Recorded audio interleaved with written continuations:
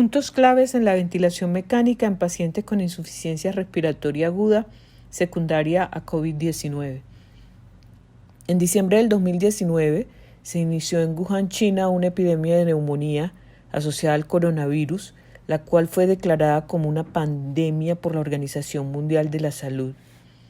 La alta mortalidad de la infección viral está asociada con el desencadenamiento del síndrome de dificultad respiratoria aguda, el cual está definido por un inicio agudo de edema pulmonar no cardiogénico, hipoxemia y la necesidad de ventilación mecánica.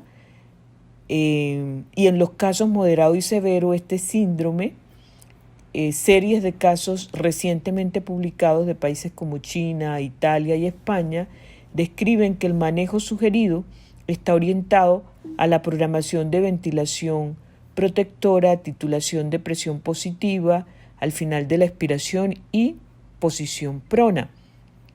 En esta presentación, el objetivo básico de esta presentación es ilustrar los tópicos de ventilación mecánica que sugiere la evidencia reciente para el manejo de la insuficiencia respiratoria secundaria a COVID-19.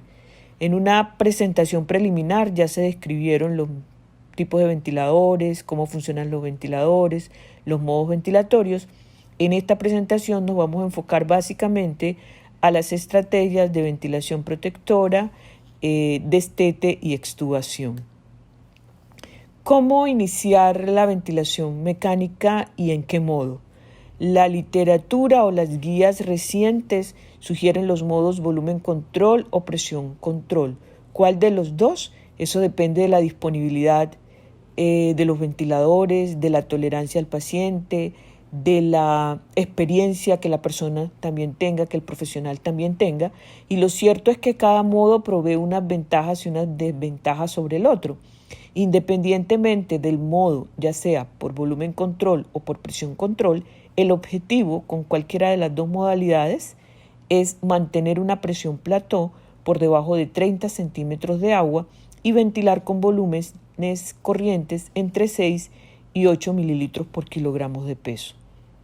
Las guías recientes, incluyendo la de la Organización Mundial de la Salud, en el manejo clínico de los pacientes con insuficiencia respiratoria aguda secundaria al COVID-19, sugieren la implementación de la ventilación mecánica usando volúmenes corrientes bajos, ¿cierto? Y bajos niveles de presión plató. ¿Cómo conseguir ese objetivo con nuestros pacientes? Lo primero es calcular el peso ideal con la fórmula del ARSNet, fórmula que todos conocemos.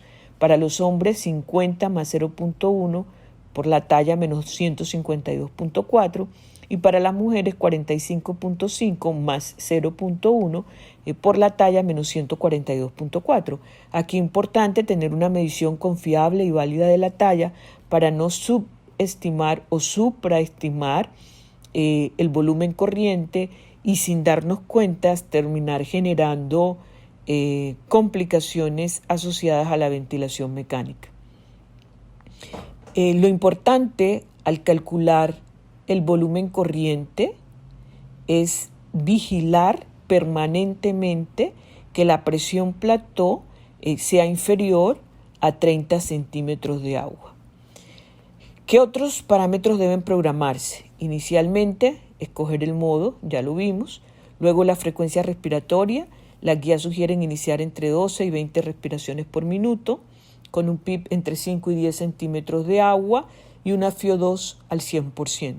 Si el modo escogido es el modo por presión control, se debe escoger o titular la presión inspiratoria necesaria para alcanzar el volumen corriente calculado. Siempre teniendo en cuenta que el ajuste del PIB debe ser independiente de la presión programada, ya que estas dos variables se suman. El objetivo de oxigenación conseguido a través de estas dos variables de PIB y de FiO2 es mantener una saturación mayor de 89 a 90%. Cuando se recuerda el de mantener la presión plató sin exceder los 30 centímetros de agua, es importante recordar que para poder medir la presión plató pues se debe generar una pausa inspiratoria. Lo importante es que todas las personas que manejan el ventilador o tengan a su cargo la programación y la monitorización ventilatoria de un paciente, todos tengan las mismas directrices para medir la presión plató. Porque si uno lo mide con una pausa de 0.5, el otro lo mide con una pausa de 1 segundo, el otro lo mide con pausa de 2 segundos, seguramente va a ser diferente y los ajustes también serán diferentes. Entonces cada grupo definirá cuál es el valor de pausa, para poder encontrar la presión plató. Normalmente, o lo que las guías sugieren, es utilizar pausas de 2 segundos para conseguir la presión plató.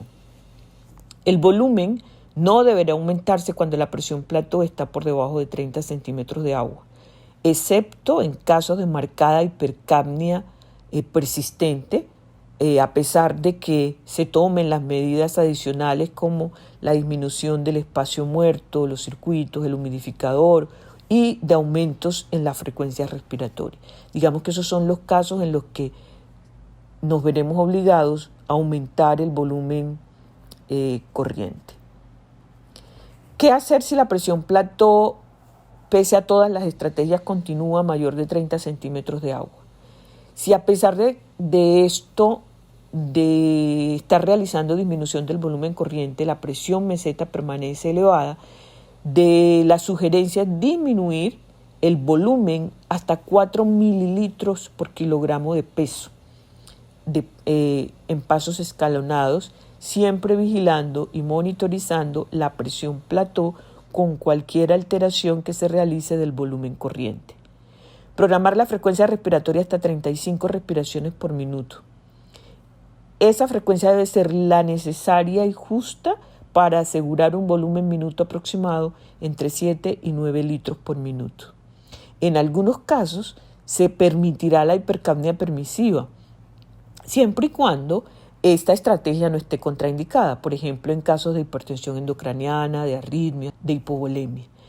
Es cierto que los pacientes con COVID-19 tienen una condición especial y es la zozobra, la incertidumbre que genera en todos los profesionales de salud que actúan como línea de primera atención, la primera atención del paciente, que están en permanente contacto con el paciente por el miedo que implica para todos. Sin embargo, pese a esto, es necesario recordar que por lo menos la presión plató hay que estar vigilándola y se sugiere cada 4 horas. ¿Cómo se ajusta el PIP y la FiO2? Las guías recomiendan la combinación de PIP-FiO2 recomendado por el ARTS Network, publicado en el 2000, en donde se establece la titulación de PIP con la relación de el nivel de fracción inspirada de oxígeno con el nivel de PIP, desde PIP altos hasta PIP bajos. Con respecto a la posición prono, ¿cierto?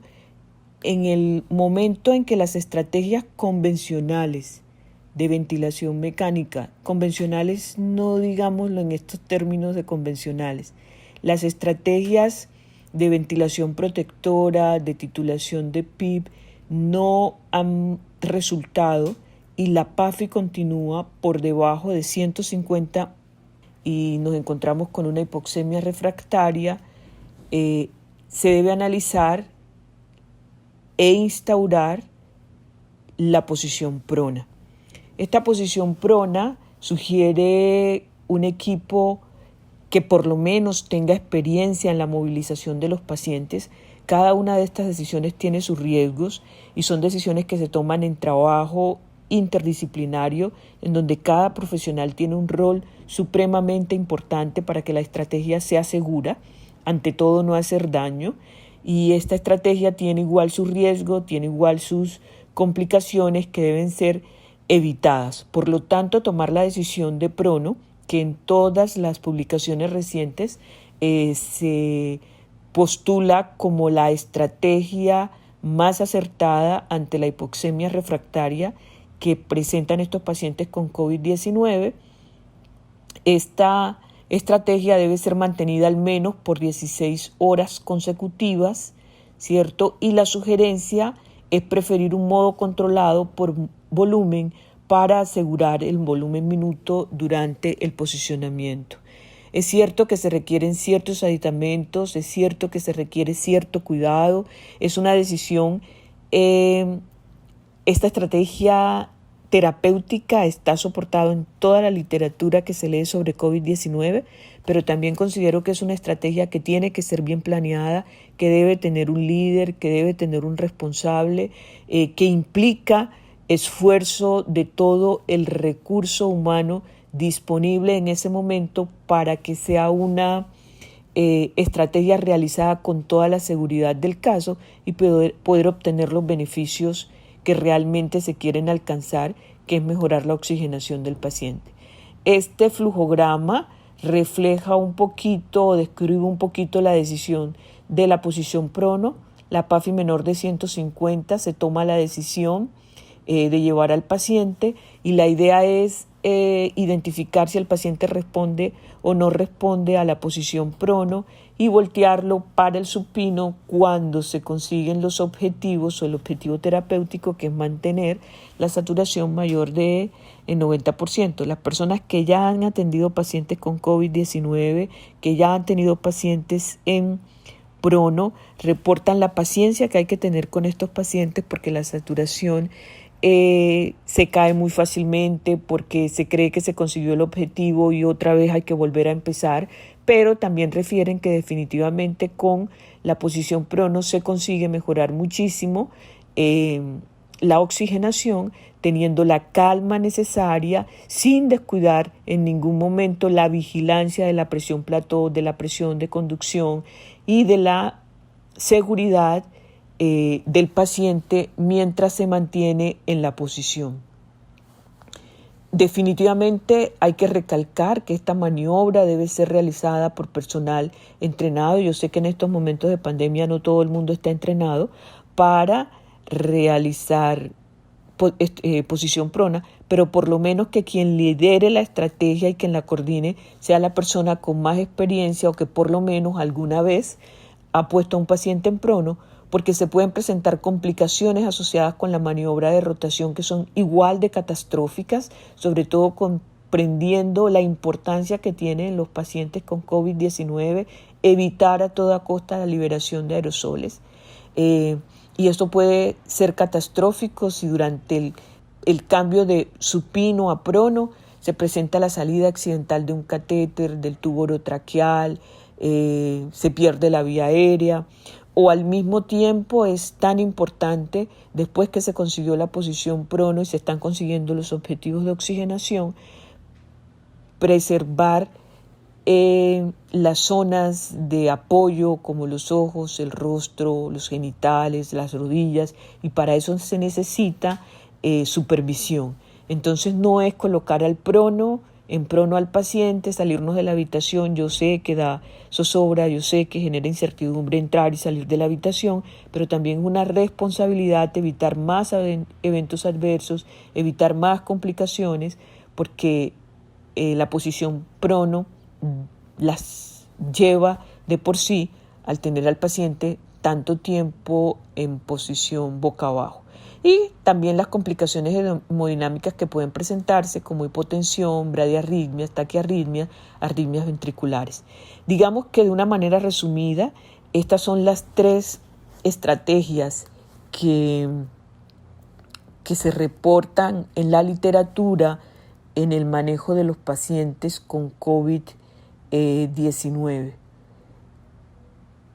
Yo creo que lo importante es estar atento, alcanzar los objetivos de una manera segura, trabajando en equipo, teniendo la paciencia necesaria para alcanzar los objetivos y sobre todo dándole valor a la monitorización de la presión plató, de la presión de conducción, de la distensibilidad y generando estrategias para que todas las personas que están de una u otra forma vinculadas con la programación de los parámetros ventilatorios hablen el mismo idioma. Porque si hay una cosa que complica la ventilación de un paciente es cuando en cada turno se ventila de una manera y no se llevan directrices que pueden variar, pero siempre persiguiendo los mismos objetivos. Y eso solo se consigue si existe trabajo en equipo, si existe diálogo y si existe la ventilación individualizada para cada paciente. Los protocolos, las guías dan lineamientos, dan directrices, pero cada paciente se comporta de una manera totalmente particular. Entonces, la presión de conducción de un paciente, seguramente en uno me tocará disminuir más, en otro me tocará mantenerme. Cada paciente es un ser totalmente diferente y así debe ser vista la ventilación mecánica.